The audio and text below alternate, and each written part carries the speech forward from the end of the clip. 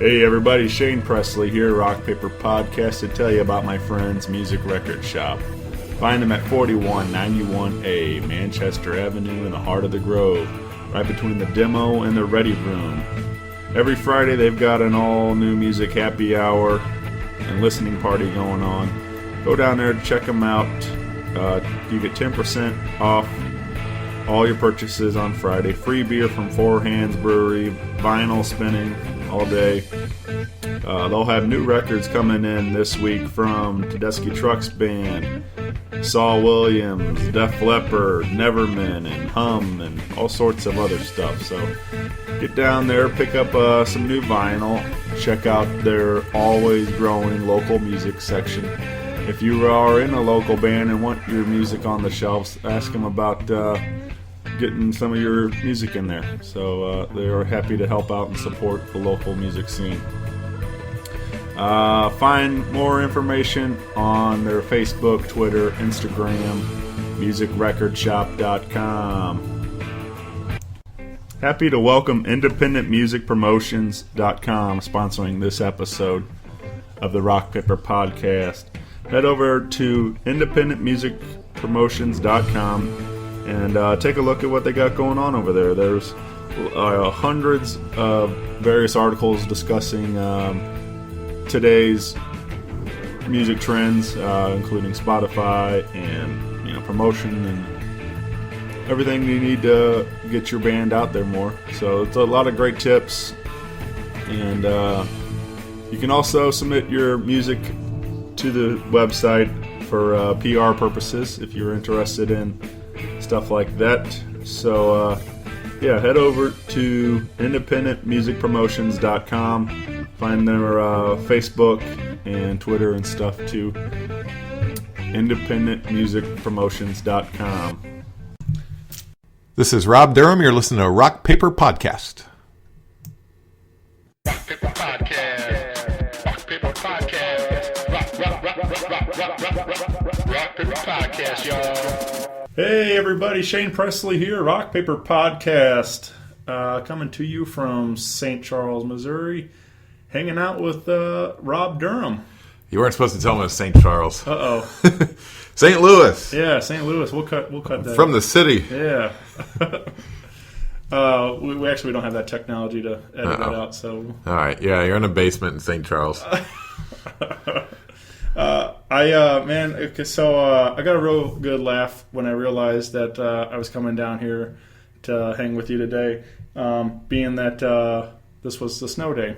Yes. And I thought it was pretty appropriate, being that you make reference to your snow days in your comedy. So I thought it was really appropriate that we were recording this. Yeah, I did a little bit about drinking on snow days, which I didn't do today even. Yeah. I didn't even do that today. Yeah. I behaved. But anyway, so I'm not going to make you do your bit, but just made me laugh as a fan. I enjoyed thank you. That. Yeah, a couple of people, a couple of comics texted me actually. Yeah. I wrote something on Facebook about it. All right. It's like, I'm not drinking at 5:30 in the morning. It's just a joke. Yeah. Usually. We wait till 6. Yeah. But yeah, man, I been following you for a long time. Your comedy down. Usually see you there at the Westport Funny Bone, and been following you there and seeing you perform a bunch. And then it's kind of like I figured it's about time to get you on the show here finally. And I know the whole scene appreciates all the plugs you do for us and put us on Facebook, and it's important. It's not just us plugging ourselves because we feel stupid when we do that. I'm happy to help. I really, I really enjoy being a part of the scene. I mean, I'm not, as a performer, but I do feel like I've kind of got a little thing going here at the show, and I'm just happy to help support you guys. And I believe in, these. It all started out of. These were all my friends, so I was happy to help promote. One of us will get famous. It's not going to be me, but one of us will get famous, and it'll. Yeah. I don't know how that'll help you, but yeah, it'll get you lots of listeners. Sure, yeah, that's that'll always help. But I just I just, like I said, a fan. I really enjoy helping out, and so if it takes just a little plug on Facebook and Twitter or whatever to promote a show, and it's like just trying to let a lot of people know that there's something cool in our own neighborhood here. There's a lot of great things going on. We have a great comedy scene going on, great music scene. It's just we need more people get involved. Yeah, so. Sundays are going to be free next year. So, yeah. All right. Oh, that was a Rams joke. Yeah. 3 minutes in. Yep. That's a pretty sensitive subject. Right? It is. Yeah. Are you a Rams fan? No, I started watching football in '85. I grew up in Ohio, and I was like, oh, look at this team. And my dad said, who do you want to win, the L.A. Rams or the Chicago Bears? It was the NFC Championship. And I was like, the Bears? And then I saw they had a video, and they won the Super Bowl, and I've suffered for that decision ever since. Yeah. They've been nothing but heartbreak. My wife is a Bears fan, so that helps too. But, right. Every time they came into town, we went and saw them, so we're going to miss that. Yeah.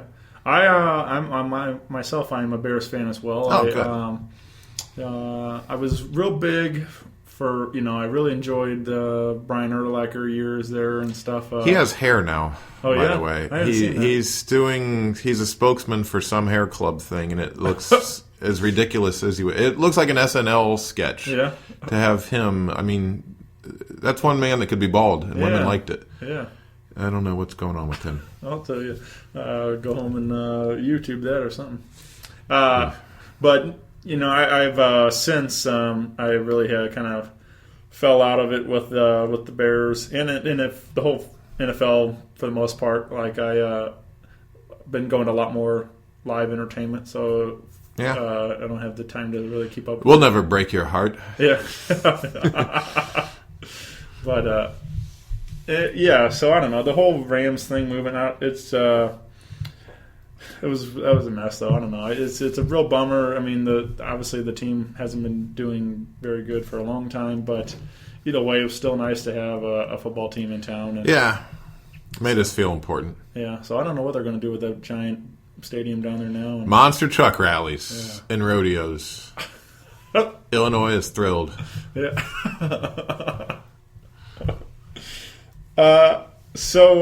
Along with doing some comedy, I wanted. This is what interested me. I thought I wanted to talk a lot about your writing. You've been became a author. You've put out 3 books now. Yes. The first one is "Don't Wear Shorts on Stage," which I own. Oh, good. Yeah, you do. Don't you? It's just a how-to guide in comedy. That came about a few years ago. There were, I don't know, I think there was some stupid movie about comedians that came out and made it look easy. So we were getting 50 to 60 people coming out to the Westport open mic. And every week, these rookies were making the same mistakes over and over. And as a teacher, I was like, I need to fix this and make money off of it. So I jotted down some, outlined some ideas and just started writing. And 150 some pages later, a book came out. So it's done really well. I'm very proud of that one. Yeah. That one's, You so you do a lot of sales online and stuff, or is it...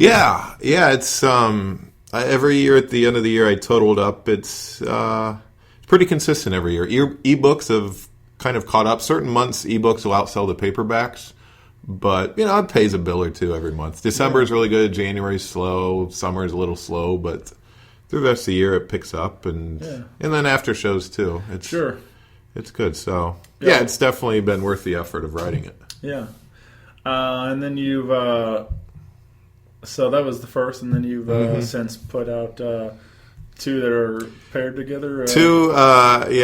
Let's. I'm sorry if my students are going to find this podcast or not, so we may hold off on the titles of these books, but they are.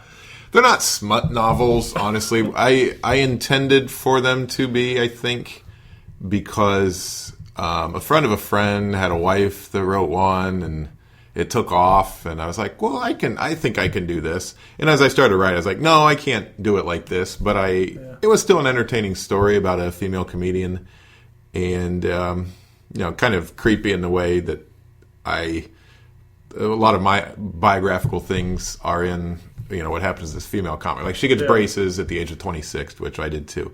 And then the sequel for that is, it's a cliffhanger, so you got to get the second of this book. I won't even say the title of the plug.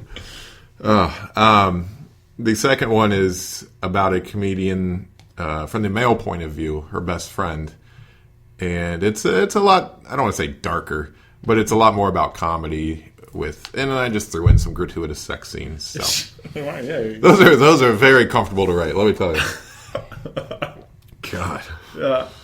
So where do you get into writing? Like, is that something you were kind of talking about as the first one? It was. I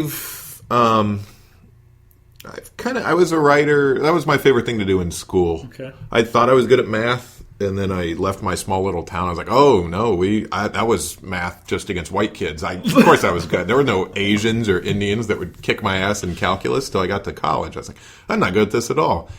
And so I don't know. I would write emails to my friends every day once I learned to type, because we didn't really learn to type back then in the 90s. And then once I started blogging. You played Oregon Trail. Yeah.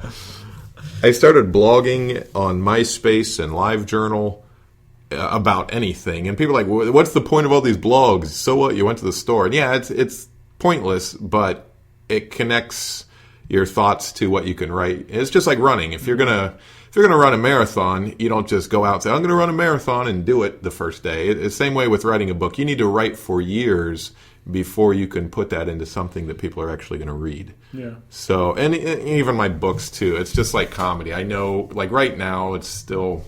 I'm going to look back at these like I do the first few years of my my comedy career and be like, that sucked. But at least I'm trying. Once I get there 7-8 books down the road, I think I'll have something that actually is going to make some real money. So that's the goal, at least. Yeah. Well, I've heard the same from songwriters and stuff. A lot of musicians, where like the kind of the saying is you're going to write 100 bad songs before you write a good one. Yeah. And so it's along that same sense. You got just kind of, and even me doing this podcast, like I started episode 1, I didn't know what the hell I was doing. Yeah. I was just a fan of podcasting, but I feel like 160 something later, I'm finally starting to get the hang of it. Yeah. Whenever you start something new, you have so much enthusiasm, you don't realize how bad you are. Right. And then a few years later, you're like, oh, geez, look at what this started as. Yeah.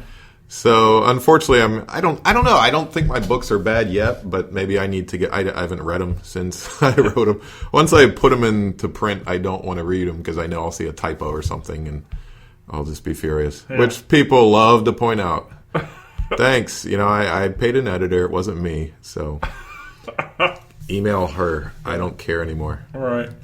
But yeah, I wrote. My major in Ohio State was creative writing. It was an English degree with a focus on creative writing because they kept letting me take these poetry classes over. I was like, really? I can take it again? They're like, yeah, you can take it twice. So it's like, okay. So you write like 5 poems a semester, and boom, there's an A. So. That's why I have an English degree. Yeah, I in high school I did a little bit of writing. More sort of got into it because I was a lot of people talked to me in high school. I didn't really have like a clique, so I hung with a lot of people. So I was fairly popular. Not bragging, but just. I certainly wasn't. Yeah, but the newspaper, all the writers would always come to me and be like, wanted me to put a quote in for this or whatever it is.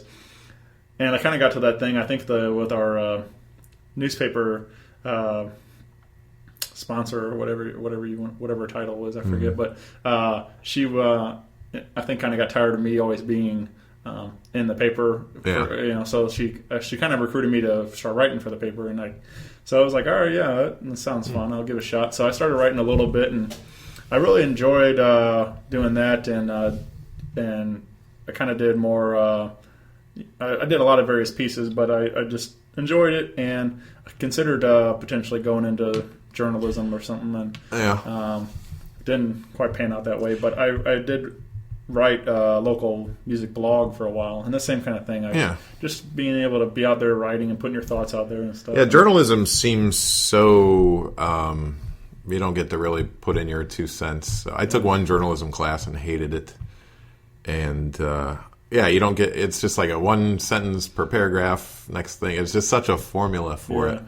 There are some great journalists, but I certainly can't do that. But yeah, like writing, I teach 2 creative writing classes as part of my work. I teach at a Marquette High School and Home of the Mustangs. I don't know why I'm plugging them.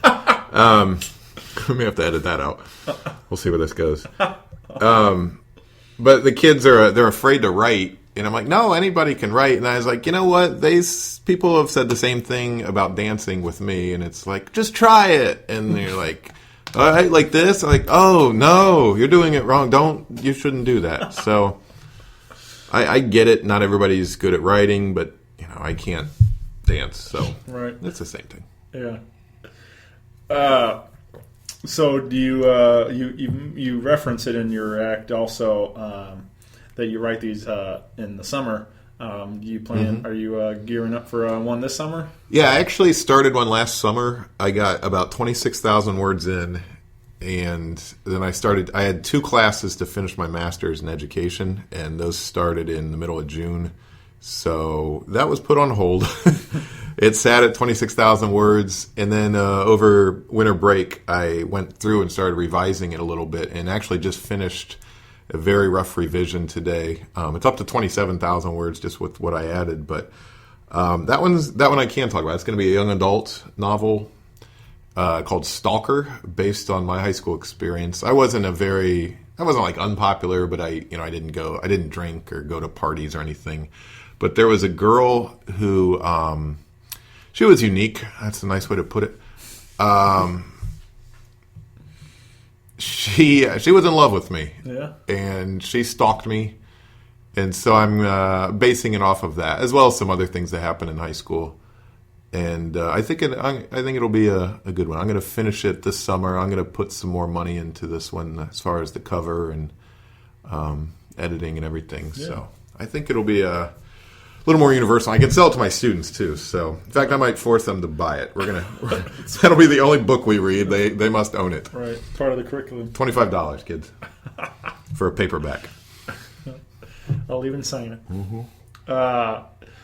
Is that something you? I'm assuming you gotta be constantly aware of it, being that you are a public figure with the comedy and things. But is something you have to deal with a lot?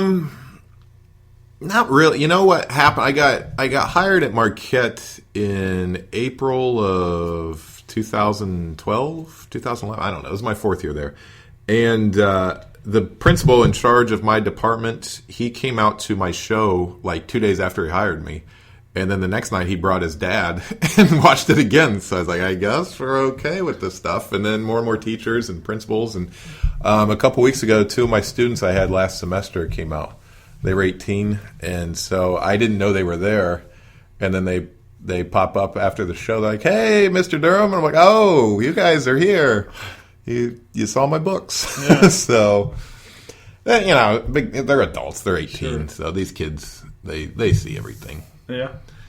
That, I don't know. It is kind of a weird kind of thing. Like, it's all over the news. Obviously it's much extreme, but like people are getting fired for even Facebook, even things they put on Facebook. Yeah, and pictures and stuff like that. Yeah, I tell my students they can't add me on Facebook till after they graduate, which is pretty standard. They can follow me on Twitter, but I'm pretty innocent on there. Half the time I'm just communicating with my golf team that I coach.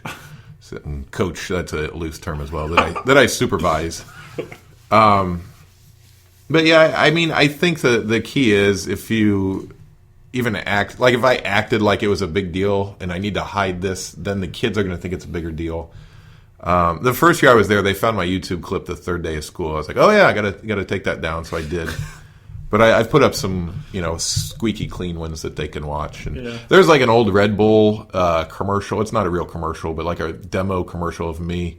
And I wake up with a transgendered person, I guess, is the thing. I think I'm going to bed with a woman or taking a woman home from a bar, and I wake up with a man in bed who's in drag. So once they find that, I'm like, no, we were going to use this during a commercial lesson.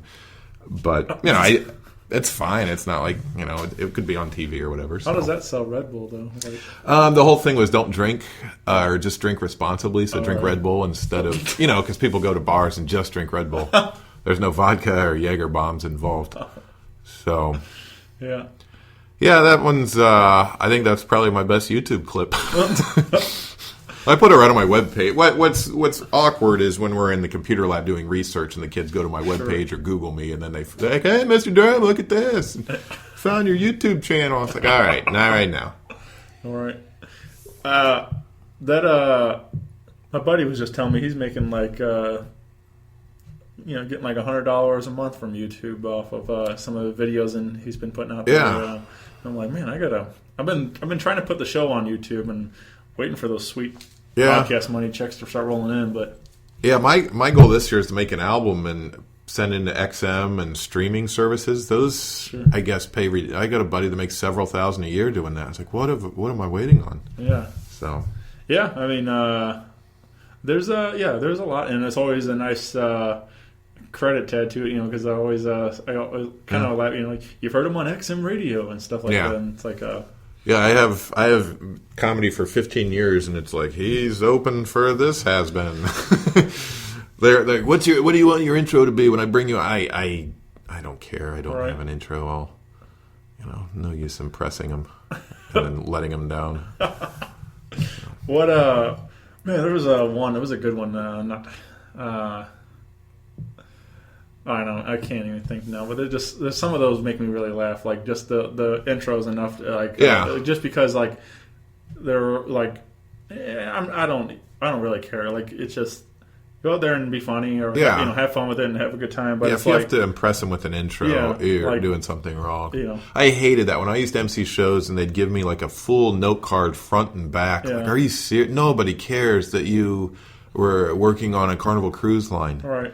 God, it's 1, 2 things. That's it. Sure. And then some of them, they're like, "You've seen him on the Nashville network." It's like, is that still a thing? That's like, you've seen him on TNN. It's like that's not even. I don't know. Yeah. Or A&E or MTV. It's like MTV hasn't shown comedy in 20 years. So, unless you consider Jersey Shore and 16 and Pregnant. So you mentioned growing up in Ohio. Mm-hmm. How do you get to St. Louis? It was about 2004, and I don't know. I got too comfortable in Columbus, and Jeremy Essig had moved out here the year before, and he got me a couple MC weeks out here at Westport and Fairview Heights when that was a Funny Bone. And he's like, "Yeah, I'm gonna move and get some roommates." I was like, "Can I move?" He's like, "Yeah, sure." So I lived with him for a year, and then I moved to a different apartment. And I don't know. We both had some woman troubles for the next couple of years before I met my wife, and then I almost moved back to Ohio right before my 30th birthday. But I found a wonderful little studio apartment within walking distance of Forest Park. And then I ended up meeting my wife, I think 3 months after I broke up with that girlfriend I lived with. So, it worked out. It worked out well. And I've been here 10 years now. It'll be 11 years in August. So, bought a home and found another career and a wife. So, the move has worked out. Nice, man. Yeah. The fish weren't biting in Ohio. Did you start comedy there? Yeah. Yeah, I was spoiled starting out. I was really spoiled. The Columbus Funny Bone, back before the economy crashed, they were open 7 nights a week. Monday nights they did like some improv stuff, but they Tuesday through Sunday shows, and there'd be weeks. I mean, they papered the room pretty well, but it held 300, and there'd be weeks Tuesday and Wednesday we were getting over 250. Nice. And then the weekends, sold out. Even midnight shows were big. And so I'm like, this is great. Everybody's happy and there's full rooms and comedy. And then I went to some other clubs in Ohio and I was like, where's everybody at? There's only 40 people here and it's Friday. So, but I got to work with some, I was a doorman at the club for 3 years. But while I emceed, 6-7 weeks a year, those first couple of years. So it really spoiled me and gave me this distorted look at comedy, like how great it was. I thought every club did that well. Yeah. And nope. I would have got my master's a lot sooner had I known this industry, and that was before the crash in 07, 08. So. Yeah. What? So, do you remember your first mic then? Yeah, it was at a place called the Northburg Tavern. I stacked the crowd and won $30. Oh man. Yeah, it was. It went pretty well. I mean, the set, of course, is stupid, but. I just working at the comedy club for 6 months, I at least knew how to write a joke, and I have this freakishly good memory, so I'm trying to forget that set. But it went well. And then the next week I bombed, as people do their second time up. But is it one of those things where because I hear a lot, they'll bomb, but it's just that having that one that. Getting up there, you're like immediately hooked, and like it's like that. Yeah, I was trying to impress a girl.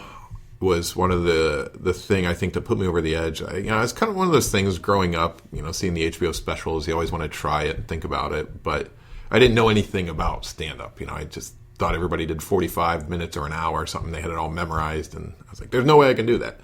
So I watched that, and I guess half-hour comedy hour on MTV, but.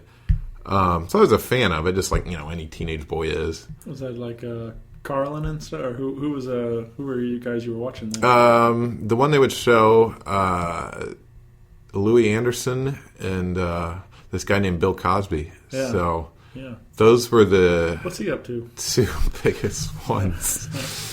And I got to work with Louis Anderson years later, and it was like, wow, this is He wasn't like an inspiration or anything, but it was just kind of surreal to work with someone that used to watch on TV. Oh, yeah. I would get starstruck just as a doorman with the names they'd bring through there. It was, the blonde lady from Saturday Night Live. Victoria Jackson was one of the first big famous people. I was like, wow, she's so big time. But it's like, Jackie Mason, like my second week as a doorman, he was in there, so... It was neat to see that they're normal people too. Yeah. So. Yeah, we talked a little bit off mic, but you just recently featured for Adam Ray when he was in town, and he's super cool. I mean, we had a great time hanging out, but I did get a little bit of that that starstruck thing, just because I'm a huge fan. I really enjoy his podcast and and his comedy and things, and now he's being in movies and things, and it's hard not to get excited because those people, they've put so much emotion on you. And I made an ass of myself 2 summers ago. I drove to. I'm a huge Modest Mouse fan, and my second favorite band is Mimicking Birds, who opened for them. And after the show, I was like, I'll get a Mimicking Birds t-shirt, help them out. And their lead singer was selling the shirts. I'm like, and I was 36 at the time, and he's. I don't know, he can't even be 30, and I gave him $25. He's like, they're only 15. I was like, it's okay, I've downloaded all your music for free, I owe you. It just made an ass myself. Got a selfie with it, just made an ass myself, like a 12-year-old girl. Right. And then, I'd drive 4 hours back the next day, like beating myself, like, idiot. I'm so uncool. But it was, it's like, I use your songs for lessons at school when we do poetry, and I don't know. So... If I ever met Isaac Brock at Modest Mouse, I would cry. Yeah, I think about that. Like, I'm a huge music fan of myself as well as anybody that's followed the show at all. Mm-hmm. But I have like a Michael Jackson DVD live in I don't know wherever I forget now. He's dead. Yeah. Okay. Yeah.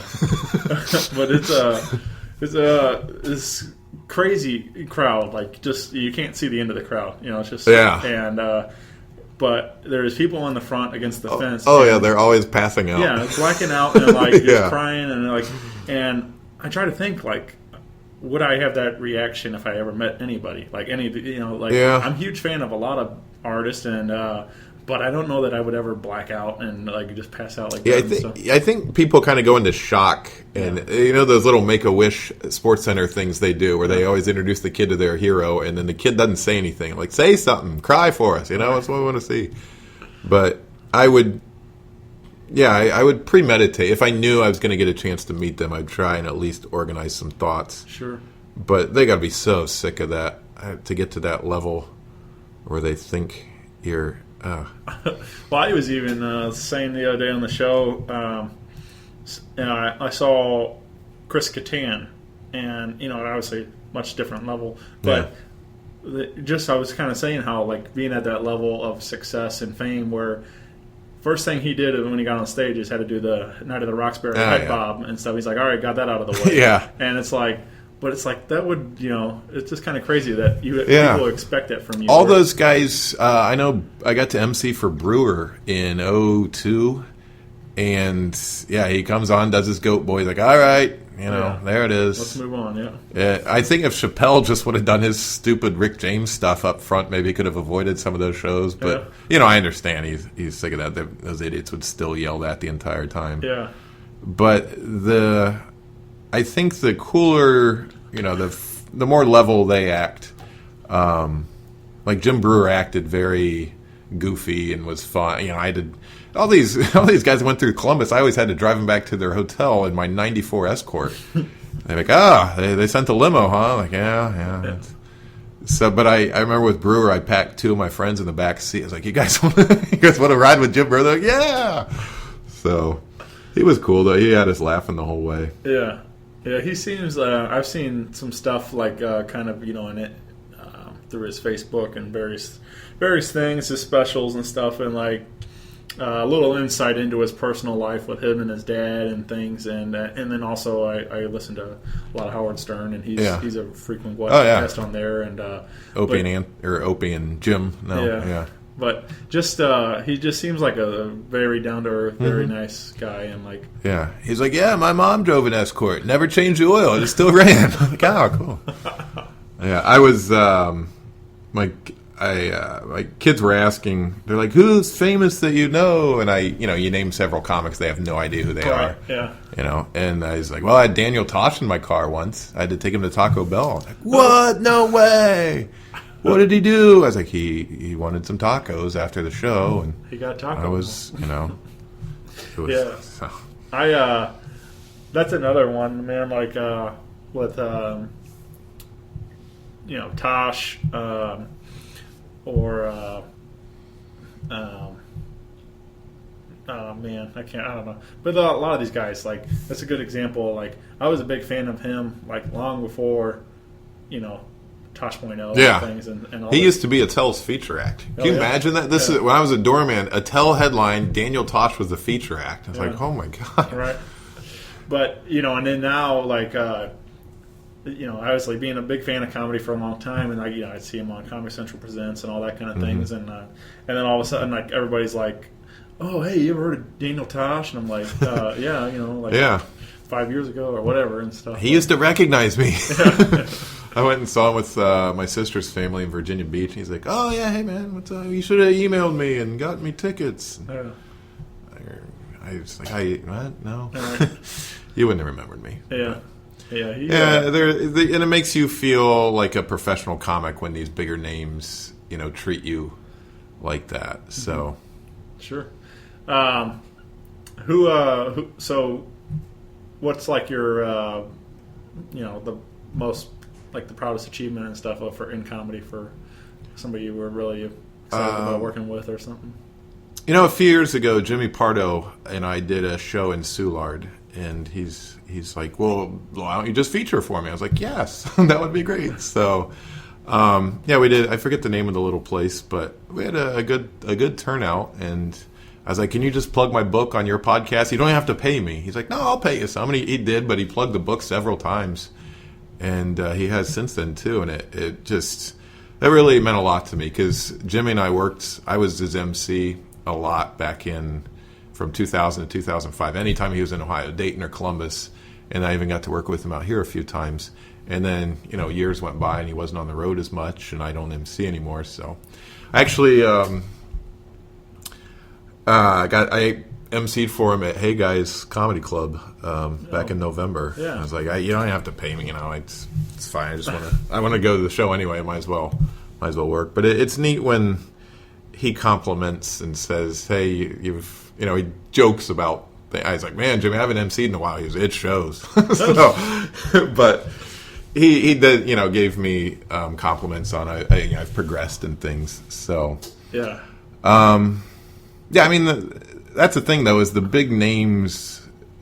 We get, as comics, as MCs, you get caught up in, well, this means I'm good because I got to open for this guy and this guy. But it's like, no, that doesn't, just because I worked in Columbus and got to work with, name drop alert, with Joe Rogan or, up in Cleveland, Bob Saget and those people, that just means I was in a good club area. That doesn't make me any funnier. It's not like they're like, who would be perfect for Saget?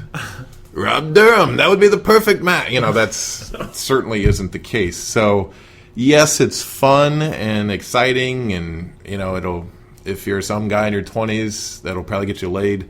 That this, but it really, you can't get carried away with that. It gives you a nice little credential, and your relatives are like, maybe he does have a future in this comedy business. But comics should not get too caught up in that, because it's really not an accurate barometer of how good you are. Right. I mean, you can't be awful and do that, but it's. You see a lot of them that get way too caught up in who they worked with. And 15 years later, you'll be telling boring stories about it on a podcast and it all meant nothing. Pardo, he's I see him every now and then. They'll get on camera, but working for Conan O'Brien. Yeah, he's he does the warm up for them, and his podcast is very successful. Yeah. Yeah, he's a good guy. He there's been a few times I've even had to call him for advice on this and that, and he's all he's put in good words for me at clubs, so it's been he's a cool guy to know. Yeah, very, him and I think when starting out, my favorite was Dave Attell, and I was part of that little generation till somebody finally called me out on it. Like, you're trying to sound like Attell, and I'm the furthest thing from him, so. But when you're, 23 and... Well, yeah, I think that's when anything, even in music or whatever it is, you're going to... Until you find your voice. Yeah, you're going to tend to, Because... So, but yeah, it takes a while to find what exactly you want to talk about. Yeah, I mean, before... What's the irony of becoming a teacher and not doing comedy full-time is that I didn't have any really great material until I started teaching full time. Yeah, right. So it's kind of a catch-22. If it was just me sleeping in till 11 every day and then going to open mic at night, I don't know what the heck I would write about. Yeah.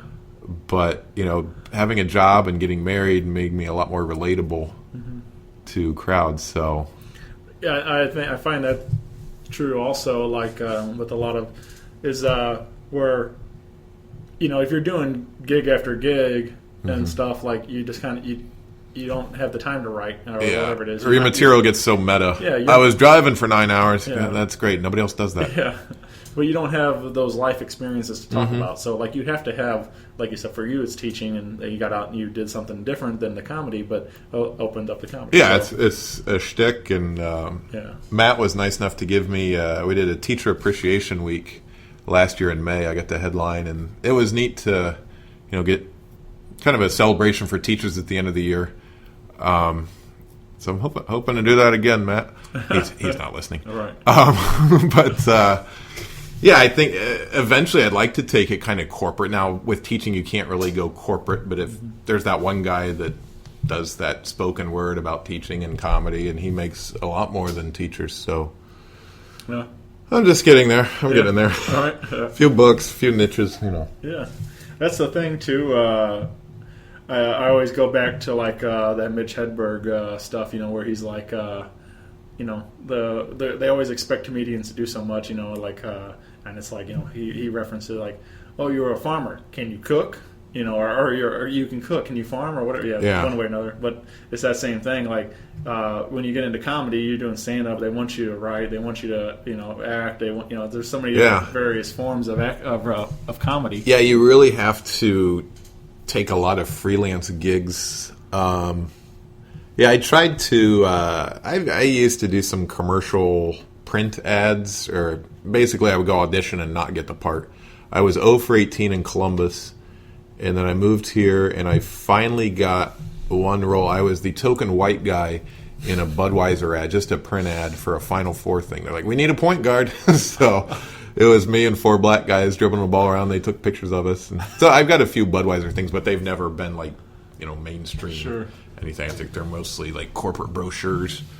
But yeah, you have to do that. There was a guy, a buddy named Jay Hendren. He was in my improv group, and he let me do his gig for him once. He had this robot that you would go to these whatever conventions and speak into your wrist, and it would interact with the people. Like there were all these controls on your wrist, and you would kind of stand to the side of this big room and talk to people. And they'd be like, is there someone in there? Just mess with kids all day and try and run them over and that.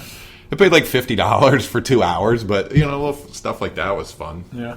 But yeah, I mean, comics can't just do stand-up. You have to, have a real job on the side, and it's tough to get that during the day. I think a lot of them, I was like, that's why substitute teaching is so good. I could pick my days, and it was in the daytime. Whereas if you're, working at a restaurant, which is, how do you do both? Sure. Yeah. It tires you out. Yeah. So what, you wrote the whole book, but what would, for anybody, any other upcoming stand-ups listening, open micers or anything, what's like the one biggest piece of advice you could offer somebody like that? I think as far as working or just overall?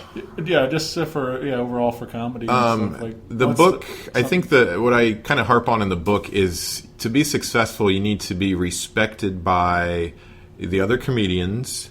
They need to think you're funny. The club that you're starting at needs to respect you and think you're funny, and then obviously the audience as well. And there's a balance. Some people are only funny to comedians, and they get laughs from the back of the room. Some people are funny to the crowd, but they're hacky and stupid, and so they're not going to make any networking friends, or even the club owners are going to be like, this isn't what my club is about. Right. So to balance all three of those things is pretty tough to do. Yeah. And along with that, the social skills, I wrote about that in the don'twearshortsonstage.com blog last week about, the social skills off stage, interacting with the headliner and, hopefully getting that networking potential later on. I was trying to pull up this, but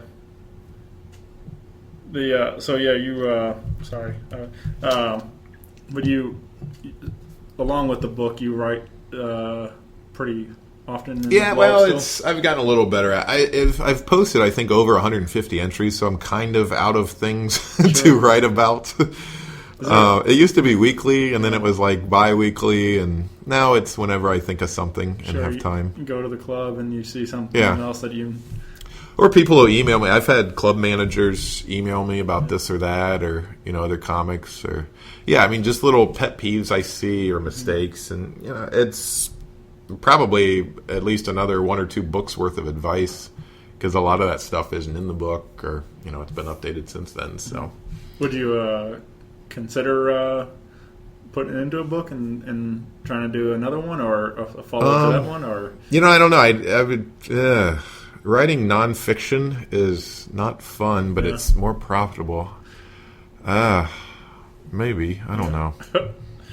I don't know if it would. Don't wear shorts on stage too. Again. Yeah, right. I really mean it. Don't stop it. And by the way, everyone that references that on Facebook, that does not get old. Let me tell you. Keep bringing it up. That's hilarious. Right. Because that's all I think about is people's wearing shorts. Good stuff, guys. Yeah. Good stuff. Is that so you I had a little thing going here online. You've answered some of the stuff, but the the questions today. the questions you so that's somebody asked if that was your legs. No, my little brother Dave legs. Durham, who is in he's an entertainer as well. He's in a band he started called Green Jeans, and the boy did not sing his entire life. He never sang in church, in the car, ever. And now he's the lead singer of this band. He's written all the songs, plays guitar. We drove 6.5 hours to see him the day after Christmas, and it was wonderful. I was blown away. So he's still in Ohio? Yeah, he's still in Ohio. But he has an art degree from Ohio State. He's like, by the time he was 2, his drawings were putting mine to shame when I was 5 or 6.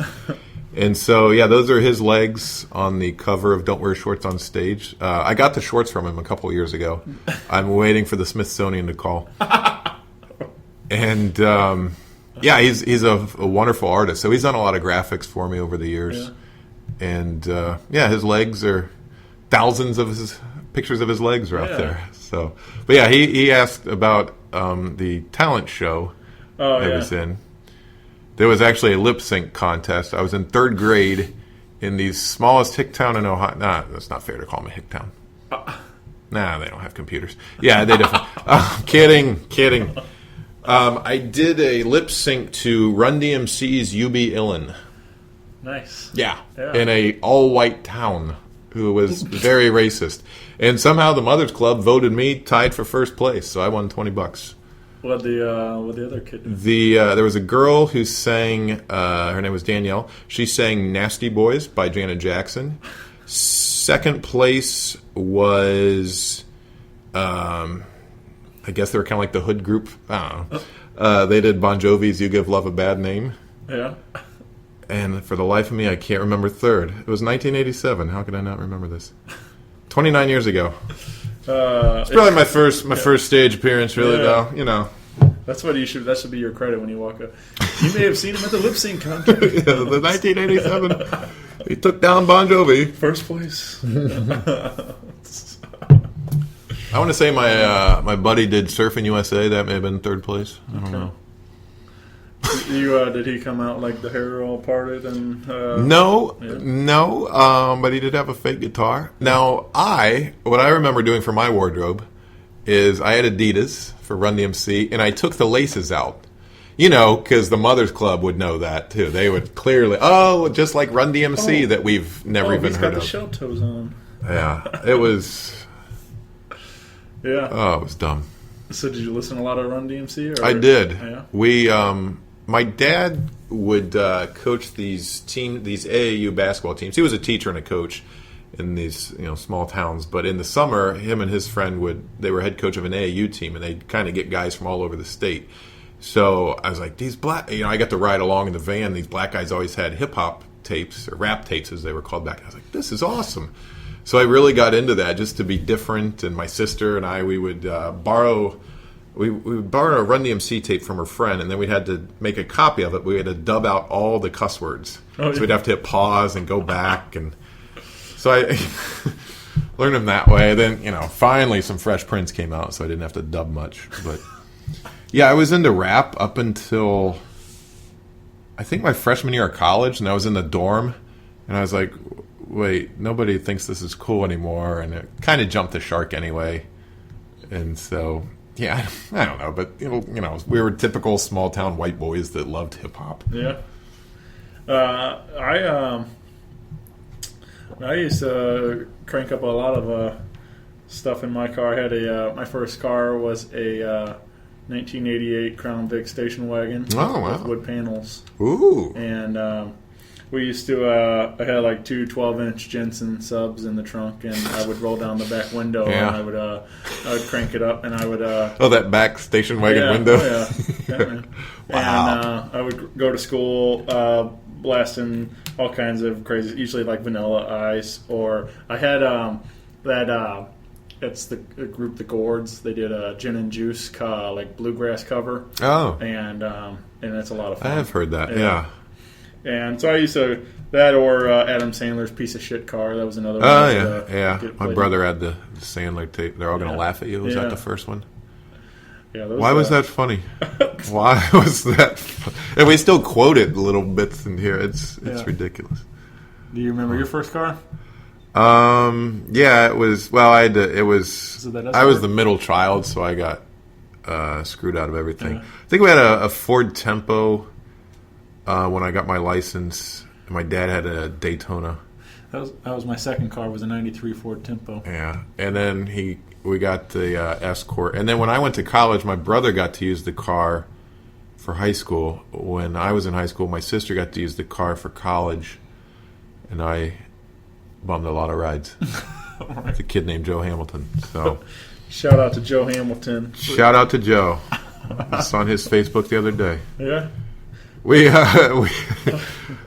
was a roommate. I was teasing him because we ordered. There were 4 of us guys, and one of us, I'm not going to name names, ordered a subscription to Playboy in Joe's name, and he didn't find out for like 9 months. He's like, "Why do you keep getting all this junk mail?" And then he finally found them all under the couch. He's like, "They got my name on them." I'm like, yeah, thanks. Max asked if you were the cleanest dirty comic or the dirtiest clean comic.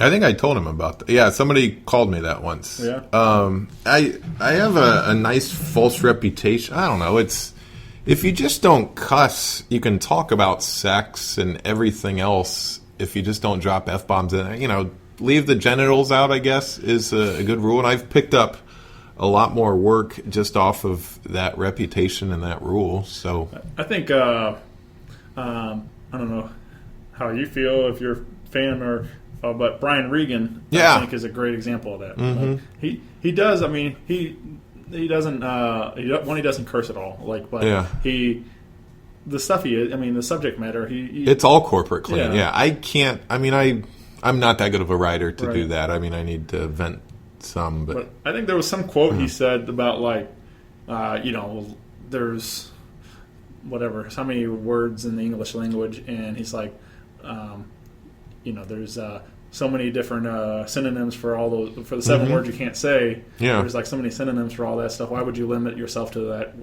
That vocabulary. Yeah. And, when you can say it, and sometimes it's even funnier to say it with a different word and things. Yeah. I mean, it's a crutch. It'll get you extra laughs, and there's even a bit about Fridays with the alliteration. I throw in an F-bomb at open mic, but I don't know. I just but yeah, it's not necessary to, and I know there was some backlash against my book and my blog when I kind of that was like the main thing that these open micers focused on is they're like, well, this sucks because we want to be dirty. And it's like, well, that's fine. You can be dirty. And I think, as the years go on, more and more MCs are dirtier and getting away with it. It's fine. But, I was brought up in a time where, jokers in Dayton, you had to be squeaky clean as an MC. And, I think the headliners and features like that. Yeah.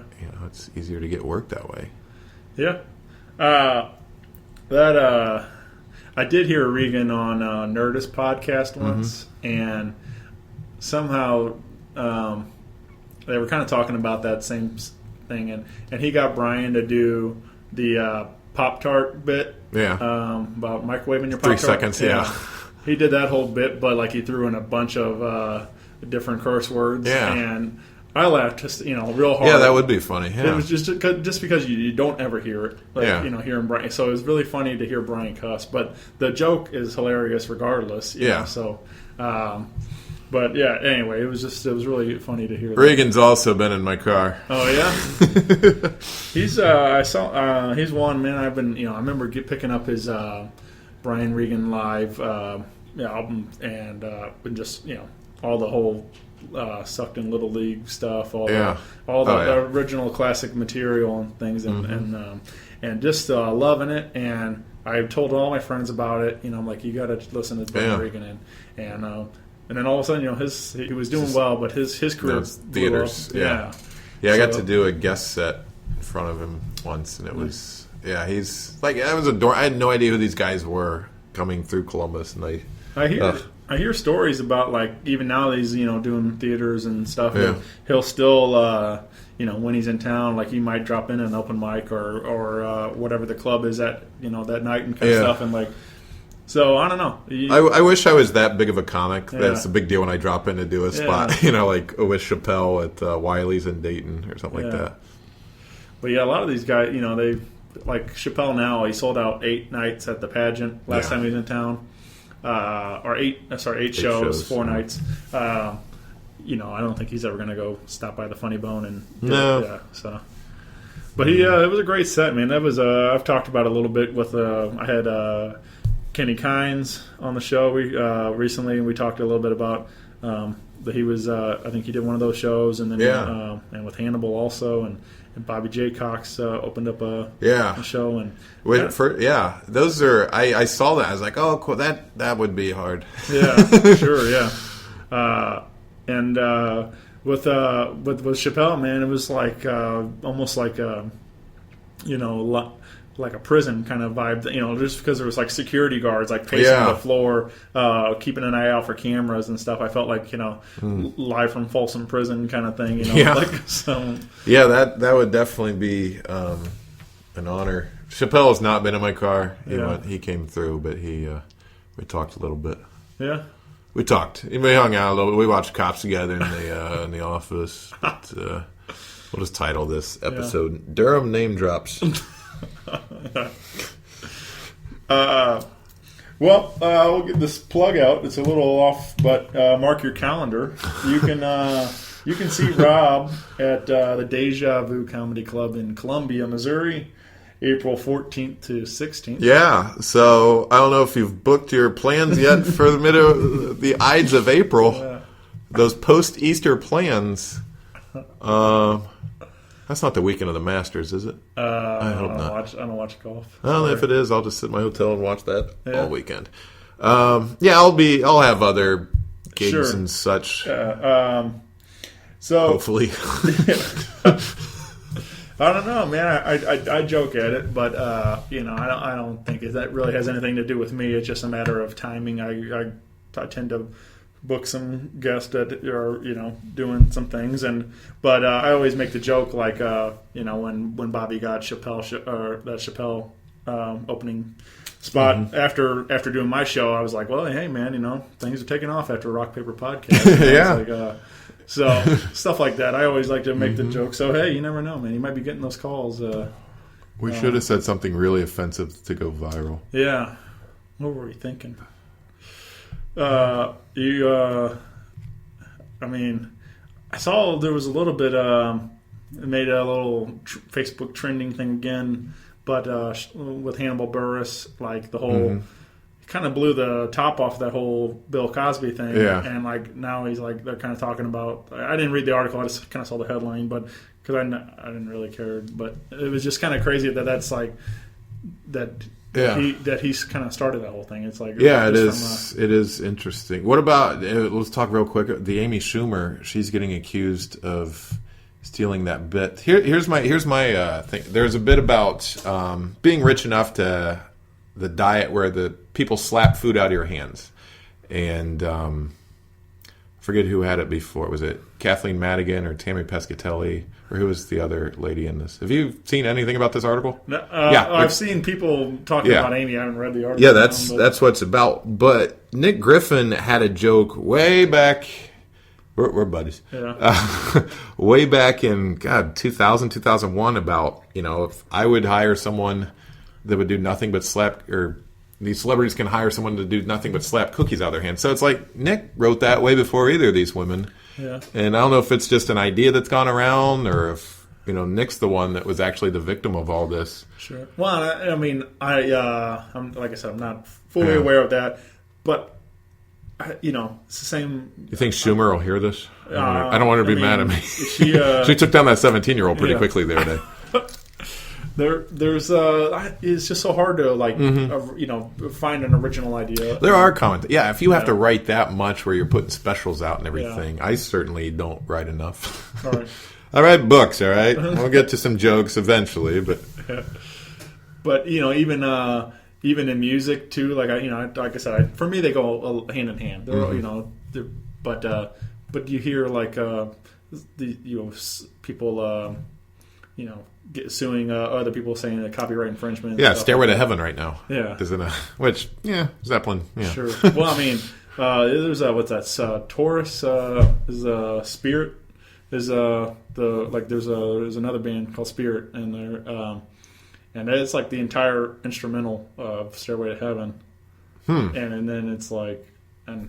There's no lyrics to it. But, can you do that? Yeah, that's interesting. So I don't know. I think they did it before. I don't know. I'm getting into a little rock and roll history, but I think they did it before, and then I think Page and Plant wrote lyrics to the song, and then they called it "Stairway to Heaven." And Okay. But yeah, there's a lot of that. I mean, like even all those. I've kind of bashed on Zeppelin a few times on the show because pretty much everything they're like one of they're probably the greatest cover band because like. Yeah, I'd prefer to be ignorant about it. Be like, yeah they're great, just like those people. Carlos Mencia's hilarious. Yeah. They don't know any better. It's just the ignorant. That's music is. I know comedy, but I'm not as jaded with music. My brother, on the other hand, he wanted to start a website about songs that sound like other songs. Yeah. So yeah, I mean, and the same thing. There's only so many chords. There's there's, it's hard to. Yeah. But in comedy, the same thing. You're talking enough, you're going to eventually kind of. That's sort of like my joke that has that same. Talks about. Slapping food or whatever. Yeah, the headliner I'm working with, April. What dates were those? April. When nobody cares.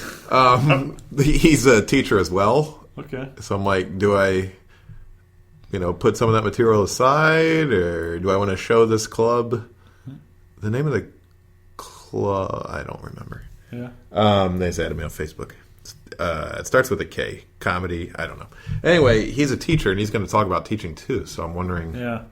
Am I going to step on? I mean, we're not going to have similar jokes, but are the people going to be like, enough about teaching already? Yeah. Well, I only have to do 25 minutes, so just stick to your Cruising USA and stuff. Yeah. I'll. Jeez, that joke doesn't work much anymore. I'm sure the 12 people there will be. They'll adapt. Yeah. Well, I mean, I'm hoping to at least give you a couple out of this show. I mean, if we can get book sales, that's what we need. Yeah. So, so the blog, Don't Wear Shorts on Stage. You got the blog there. Then you got what's the address on that?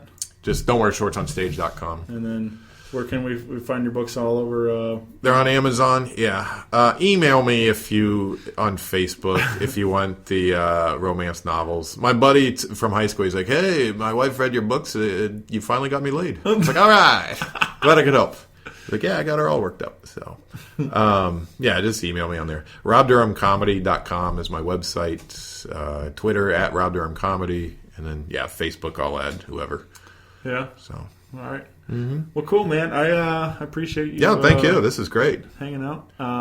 So, 2016, you're hoping to record an album, you thinking? Yeah, if I can get a good week headlining at a club. Yeah. Or, that's one goal, and then get my next novel, Stalker, out. Yeah, Stalker. Keep an eye out for that one. Yeah. Cool, man. Well, good luck with all that. Thank you. Hopefully, we'll have you back on and when you're a mega huge author, when Stalker's New York Times bestseller. And so we'll. Well, I'm already pretty busy in April, if you heard. Right, so. All right. Thanks, Rob. Thank you. Rock Paper Podcast. Rock Paper Podcast. Rock Paper Podcast, y'all.